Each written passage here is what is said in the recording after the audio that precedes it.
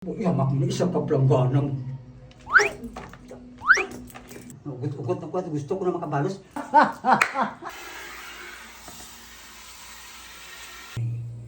Bala naman siguro sinang matabo o himuon ko eh. Kung natandaan nyo nga, hinimuan ako sini, binasan ako tubi sa nagligad, sa ano to, bulan na to, si Mana.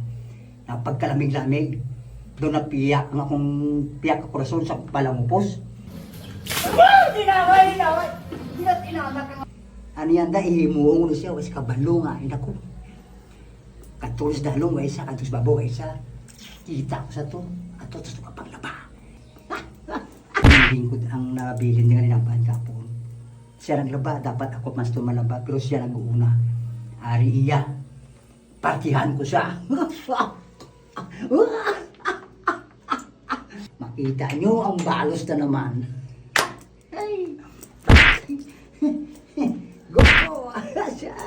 Sa babaw ako. Go to upstairs. Kabuat. Yamak mo na isang kaplanggana mo.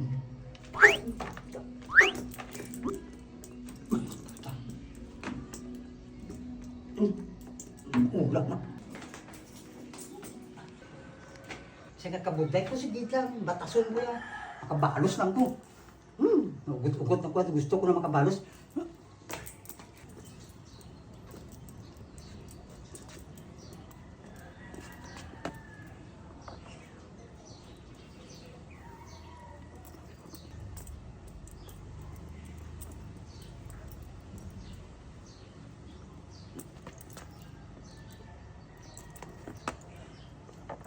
Karoon ko na ilibas siya.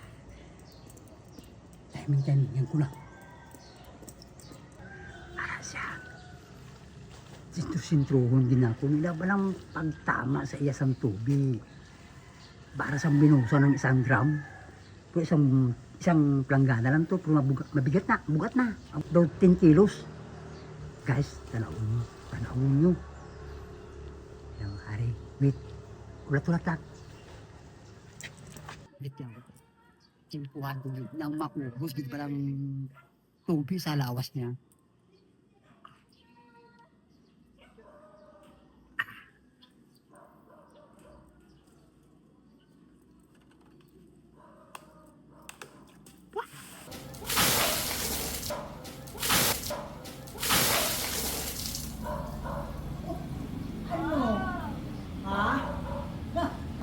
Makibot? Hindi na kaya ang sakto. Ayan. Nasamon ka magpapasok ko, Surpresa. Sabi mo hindi ko yan makita kung hindi yung area.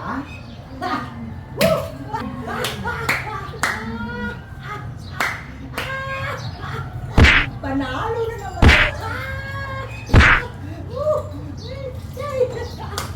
Dumalumpat. Ay, ka nag-iinit pa? Paano? Nagkamon ka magpinangbasa. Nahimo mo na sa akon eh. Pero hindi ka parehas ang nahimo ko yan da. Muna yan sorpresa ng insakto. Pasalubong bala. Nakabalik ka lang, pinangbasa ka na.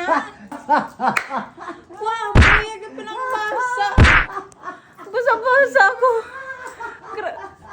Naminami ang laba-laba ko dito. Mama, napasa ako. Ang posisyon niya, lipay-lipay.